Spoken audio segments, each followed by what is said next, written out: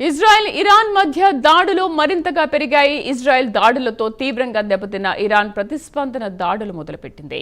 Tel Aviv, Jerusalem లక్ష్యంగా మిస్సైళ్లతో విరుచుకుపడుతోంది. ఆయా ప్రాంతాల్లోని పలు లక్ష్యాలపై క్షిపణి దాడులు చేపట్టింది. మరోవైపు వాటిని అడ్డుకునేందుకు ఇజ్రాయెల్ ఇంటర్సెప్టర్ క్షిపణులను ప్రయోగించింది. ఇరాన్ చేపట్టిన మిస్సైల్ దాడుల్లో టెల్ అవీవ్, జెరూసలేంలో పలు చోట్ల బాంబు పేలుళ్లు చోటు చేసుకున్నాయి.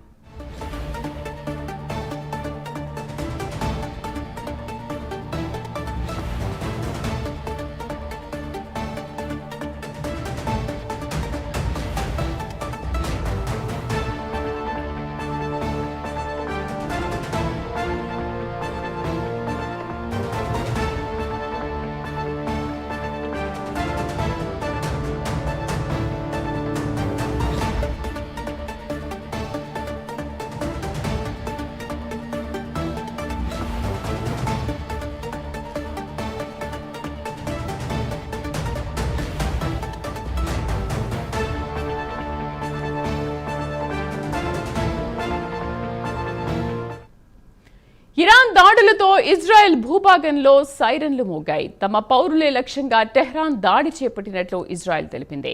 ప్రస్తుతం తమ పౌరులకు ముప్పు పొంచి ఉన్నట్లు తెలిపింది.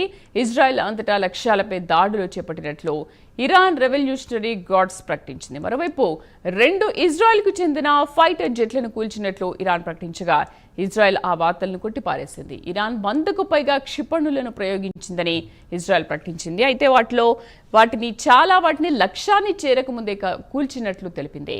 ఇజ్రాయెల్ చేపట్టిన దాడుల్లో మొత్తం 6 టాప్ మిలిటరీ కమాండర్స్, 9 మంది అణు శాస్త్రవేత్తలు మృతి చెందారు.